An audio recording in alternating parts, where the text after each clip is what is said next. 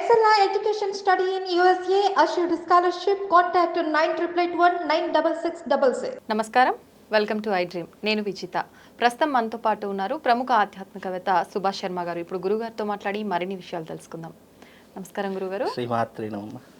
గురుగారు, మే 10వ తారీఖు అక్షయ తృతీయ రాబోతుంది. అక్షయ తృతీయ అనగానే ప్రతి ఒక్కరు కూడా బంగారం కొనుక్కోవాలని చెప్పి ఆలోచిస్తూ ఉంటారు. బంగారం షాపులన్నీ కిటకిటలాడిపోతూ ఉంటాయి. నిజంగా బంగారం కొనుక్కోవాలంటారా గురుగారు ఆ రోజు? చాలా మంచి ప్రశ్న అమ్మ, తప్పకుండా తెలియజేస్తాను. ముందుగా ప్రేక్షకులందరికీ శ్రీమాత్రే నమః, శ్రీ గురుభ్యో నమః. శుద్ధ లక్ష్మీర్మోక్షలక్ష్మీ జయలక్ష్మీ సరస్వతి శ్రీలక్ష్మీ వరలక్ష్మీశ్చ ప్రసన్నా మమ సర్వదా. అక్షయ తృతీయ అనేటటువంటి తిథి ఎలా వచ్చిందో ముందు తెలుసుకుంటే మనం బంగారం కొనాలా, పూజలు చేయాలా, యజ్ఞయాగాదులు చేయాలా, అసలు ఏం చెయ్యాలి అనేది తెలుస్తుంది. అంటే దాని అసలు అది జన్మ వృత్తాంతం ఏంటో తెలిస్తే మనం ఏం చేయాలో తెలుస్తుంది. ఇప్పుడు మామూలు తృతీయ అనవచ్చు, కానీ ఎస్పెషల్లీ అక్షయ తృతీయ అనడానికి రీజన్ ఏంటో ఫస్ట్ తెలుసుకుంటే మనం ఏం చేయాలో తెలుస్తుంది. అయితే అక్షయము అనేటటువంటిది నాశనము లేనటువంటిది అని అర్థము, ఎప్పటికీ తరగనిది అని అర్థము, ఎప్పటికీ దానికి లోటు ఉండకూడదు అనేటటువంటిది అర్థము, ఎప్పుడు పెరిగేదే తప్ప తరగనిది అని అర్థము. అలాగే అక్షయము అనేటటువంటిది నిండు కుండతో సమానము అని చెప్తూ ఉంటారు. అంటే ఎప్పుడు దాంట్లో ఒక కుండ ఉంది, దాంట్లో నీళ్లు ఎంత తాగినా కొద్దీ ఆ కుండ నిండుతూనే ఉంటుంది తప్ప తరగదు, అంటే దాంట్లో నీళ్లు అయిపోవు, దాని అక్షయము అని అంటారు. అంటే ఏదైతే తరగకుండా ఏదైతే తగ్గకుండా ఉంటుందో దాని అక్షయము అని అంటాము. అయితే అక్షయ తృతీయ అనేటటువంటి తిథి మహాలక్ష్మి అమ్మవారికి కూడి ఉన్నటువంటి తిథి. అంటే ఆ రోజున అక్షయ తృతీయ వచ్చింది కాబట్టి లక్ష్మీదేవిని చాలామంది ఆచరిస్తూ ఉంటారు, అనుసరిస్తూ ఉంటారు, పూజ చేస్తూ ఉంటారు. అయితే ఇక్కడ ఉన్నటువంటి ప్రత్యేకమైనటువంటి తిథి ఏంటి? అక్షయ తృతీయ. సంవత్సరానికి ఒకసారి వైశాఖ మాసంలో వచ్చేటటువంటి అక్షయ తృతీయ. అయితే ఈ అక్షయ తృతీయ రోజున మహానుభావులు, అలాగే కృతయుగం నుండి ఇప్పుడు కలియుగంతం వరకు ఎన్నో రకాలైనటువంటి నాంది పలికినటువంటి రోజు, ఎన్నో అద్భుతాలను చేసినటువంటి రోజు అక్షయ తృతీయ రోజునే జరిగాయి. ఉదాహరణకి పరశురాముడు పుట్టినటువంటి రోజు పరశురామ జయంతి అని జరుపుకుంటాము, అది అక్షయ తృతీయ. అంటే మొట్టమొదటిగా పరశురాముడు భూమి మీద అవతరించినటువంటి రోజు, అంటే విష్ణుమూర్తి యొక్క 6వ అవతారమైనటువంటి పరశురామ అవతారం దాల్చినటువంటిది అక్షయ తృతీయ రోజు, అందుకే దానికి అంత ప్రాధాన్యత. రెండవది, గంగాదేవి భూమి మీదికి వచ్చినటువంటి రోజు అక్షయ తృతీయ, అందుకే పరమ పవిత్రమైన గంగాదేవిని కూడా ఆ రోజున మనం పూజిస్తూ ఉంటాము. అలాగే వ్యాస భగవానుల వారు శ్రీమద్ భాగవతాన్ని రచించినటువంటి అద్భుతమైనటువంటి రోజు ఈ అక్షయ తృతీయ. ఇలా చెప్పుకుంటూ పోతే ఎన్నో రకాలైనటువంటి అంశాలు, దైవికపరమైనటువంటి అంశాలతో కూడుకున్నటువంటి తిథే ఈ యొక్క అక్షయ తృతీయ. మరి అక్షయ తృతీయను ఏ రకంగా మనిషి ఆచరణ చేసుకోవాలి అనేటటువంటి మొట్టమొదటి తెలుసు. బంగారము ఇవన్నీ కూడా సెకండరీ ఆప్షన్, కానీ తనకు తాను ఉద్ధరింపజేసుకోవడానికి, ఉదాహరణకు నేను ఈ జన్మలో మనిషి జన్మని ఎత్తాను, నేను నా యొక్క పనులు నేనే చేసుకోవాలి, ఎవరో చేస్తారో అని చెప్పేసి నేను ఆశపడకూడదు. ఉదాహరణకు నేను ఇప్పుడు ఉన్నాను కాబట్టి నా పనులు నేను చేసుకుంటాను. బై సపోజ్ నా ఈ శరీరం వదిలిపెట్టి నేను వెళ్ళిపోయాను అనుకోండి, అప్పుడు నాకు చేయవలసినటువంటి సరైనటువంటి కర్మ నాకు ఎవరు చేయలేదు, నాకు కడుపున పుట్టిన పిల్లలు నాకు చేయలేదు, నా తోబుట్టువులు చేయలేదు, నాకు అన్నదమ్ములు చేయలేదు, నాకు ఎవరూ కర్మను చేయలేదు. అలాంటప్పుడు నేను ఏం చేయాలి? ఈ అక్షయ తృతీయ వచ్చింది. అక్షయ తృతీయ అంటే ఏంటి? అక్షయము కానిది, అంటే క్షయము లేనిది, నాశనం లేనటువంటిది అని చెప్పాను. అయితే ఈ అక్షయ తృతీయ రోజున చేయవలసిన దానాలు ముఖ్యంగా కొన్ని ఉన్నాయి. మొట్టమొదటి దానం ఉదకుంభదానము అని అంటాము. కుంభదానము అంటే అర్థం ఏంటి అంటే, నిండు కుండ ఒకటి ఉంటుంది, ఆ నిండు కుండలో నీళ్లు పోసి ఒక బ్రాహ్మడికి దానం ఇవ్వడం ద్వారా నేను మనిషి జన్మలో ఉన్నా సరే, క్రిమికీటకాల జన్మలో ఉన్నా సరే, పశుపక్షాదుల జన్మలోనున్నా సరే, ఎప్పటికైనా సరే నాకు నీటికి లోటు ఉండదు. అంటే అది క్షయము కాదు. నాకు ఇక ఎప్పుడు నేను ఒకసారి అక్షయ తృతీయ రోజు దానం ఇస్తే నేను ఏ జన్మలోనున్నా సరే నాకు దాహం వేస్తుంది అంటే నా కంటి ముందర నీళ్లు ఉంటాయి. అందుకే ఇది అక్షయ తృతీయ అయ్యింది. అలాగే ఈ అక్షయ తృతీయ రోజున నేను ఒక పేదవాడికి కానీ, లేదా ఒక బ్రాహ్మడికి కానీ, ఒక లేనివాడికి కానీ నేను కాస్త భోజనం పెట్టాను, కడుపు నిండా భోజనం పెట్టాను అనుకో, అంటే నీ స్తోమతకు మించి, నీ స్తోమతకు 100 మందికి పెట్టగలుగుతావా, 100 మందికి పెట్టు. ఒక్కరికే పెట్టగలుగుతావా, ఒక్కరికి పెట్టు. నేను ఒకరికి భోజనం పెట్టినంత మాత్రము చేత నా జీవిత కాలంలో ఏ జన్మలోనైనా సరే నేను కడుపుకి ఎప్పటికీ చావు, నాకు తిండి లేకుండా ఇక ఏ జన్మ ఉండదు. నాకు ఆకలి వేస్తుంది అంటే నా కంటి ముందర నాకు తిండి దొరుకుతుంది. అది ఎలాంటి పదార్థమైనా సరే నా కడుపు నిండడానికి ఒక పదార్థం అయితే దొరుకుతుంది.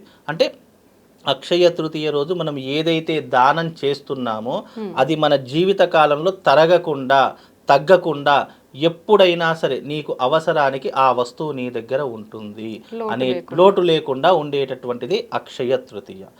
ఎందుకు అంటే మనం ఏదైతే అక్షయ తృతీయ నాడు దానం చేస్తామో, అంటే మనిషి బ్రతకడానికి ఏం కావాలి, నీళ్లు కావాలి, తిండి కావాలి, బట్ట కావాలి, ఉండడానికి ఇల్లు కావాలి. ఇవి ప్రధానమైనటువంటి అంశాలు. ఈ 4 ఉంటే ఏది చేసినా చేయకపోయినా నీకు జీవితం అయితే వెళుతుంది, అలా సాగుతుంది. అలాగే ఈ అక్షయ తృతీయ రోజు దైవిక పరమైనటువంటి కర్మల చేత తనను తాను ఉద్ధరింపజేసుకోవడానికి, అంటే నాది నేను ఉద్ధరింపజేసుకోవడానికి ఈ అక్షయ తృతీయను నేను ఈ రకంగా ఉపయోగించుకోవాలి తప్ప బంగారం కొనాలి, బట్టలు కొనాలి, ఆస్తులు కొనాలి, ఐశ్వర్యంగా ఉండాలి అనేటటువంటి నియమము శాస్త్రం నందు చెప్పలేదు. అంటే వేదం ఏదైతే మనం ప్రామాణికం ఉందో, అది ఏదైతే మనకు అనుసరించి చెప్పబడిందో అదే చెప్పడం జరుగుతుంది తప్ప బంగారం కొనాలని ఏ గ్రంథంలోనూ ఏ పురాణంలో చెప్పలేదు. అది మనం కల్పించుకున్నటువంటి అంశమే తప్ప పర్టికులర్గా ఇది కొంటే మనకు బాగు జరుగుతుంది అనేటటువంటి అంశం అవుతుంది. కొంటే తప్పు లేదు, బంగారం కొనడం అనేటటువంటి తప్పు కాదు. కాకపోతే చాలామంది ఏం చేస్తున్నారంటే బంగారం కొనాలి కదా అని చెప్పేసి అప్పులు చేసి మరీ కొంటున్నారు. కొంతమంది సాఫ్ట్వేర్ ఇంజనీర్లు ఏం చేస్తున్నారు, ఈఎంఐస్ అనే ఆప్షన్ ఎంచుకొని డబ్బును తీసుకొని బంగారం కొనుక్కుంటున్నారు. ఇది లేటెస్ట్గా ఈ మధ్య కాలంలో ఒక వారం రోజుల కింద ఒక సంఘటన చెప్తాను.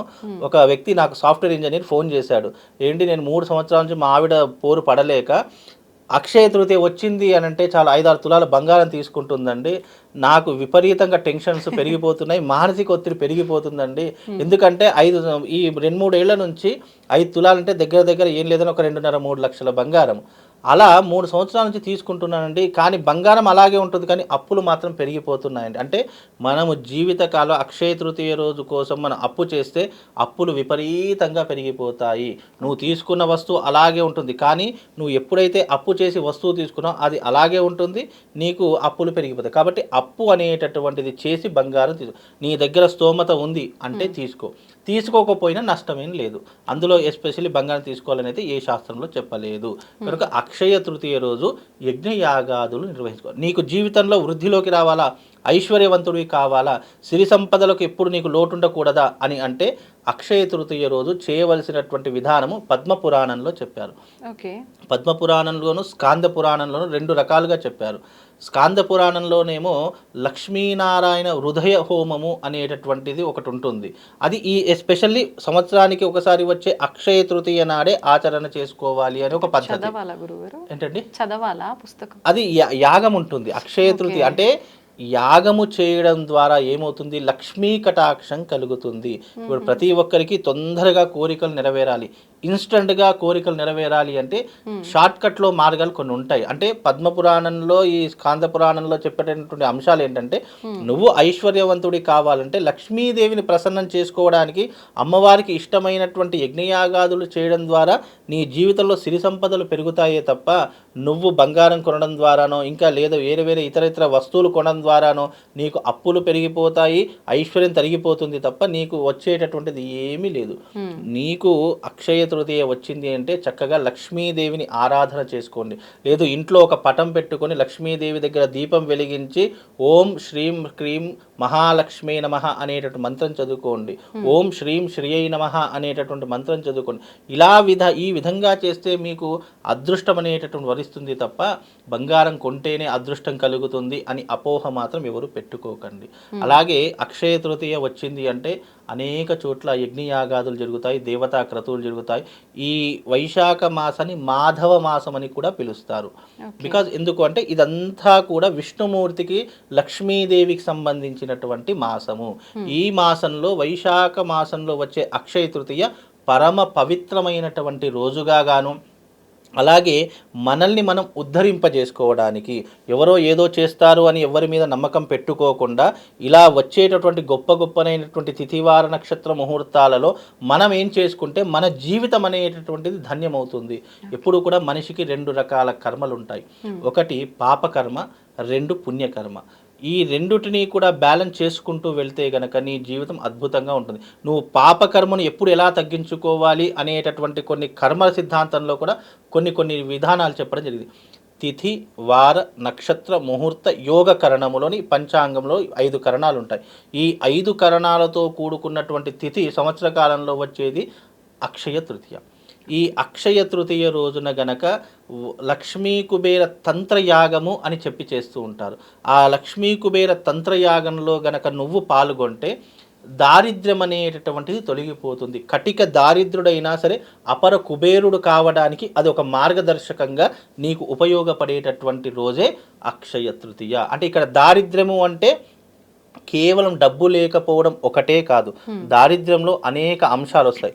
డబ్బు లేకపోవడం ఒక దారిద్రము, నీ జీవిత కాలంలో అప్పులున్నాయి అనడం ఒక దారిద్రము, నీ జీవిత కాలంలో సాంసారికమైనటువంటి జీవితంలో ఎప్పుడూ గొడవలే ఉంటున్నాయి, నాకు ఎప్పుడూ కూడా మనశ్శాంతి దొరకడం లేదు అంటే మనశ్శాంతి లేకపోవడం కూడా ఒక దారిద్రమే.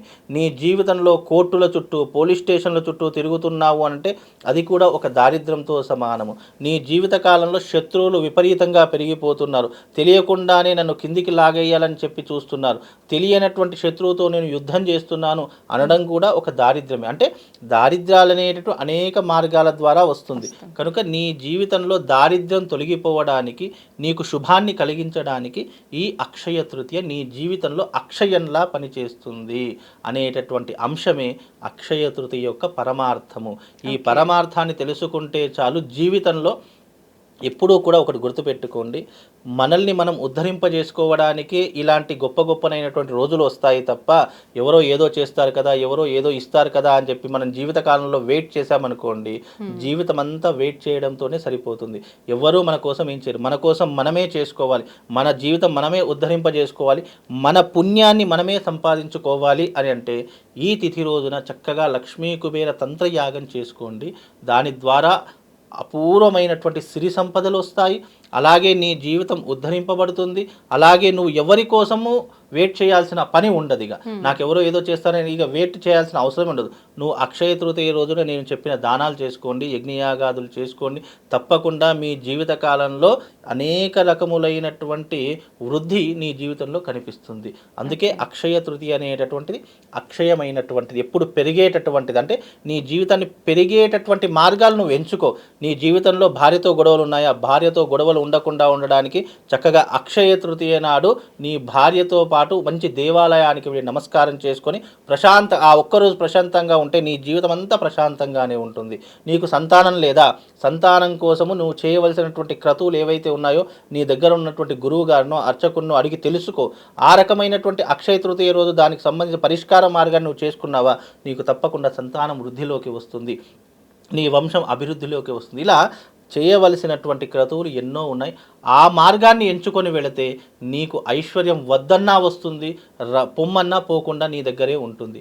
అంతటి గొప్పనైనటువంటి తిథి ఈ అక్షయ తృతీయ. కనుక అక్షయ తృతీయను ఈ రకంగా వినియోగించుకుంటే నీ జీవితం చరితార్థమవుతుంది. లక్ష్మీనారాయణుల యొక్క అనుగ్రహం తప్పకుండా వాళ్ళ మీద ఉంటుందమ్మా. ఓకే, ధన్యవాదాలు గురుగారు. శ్రీమస్తే.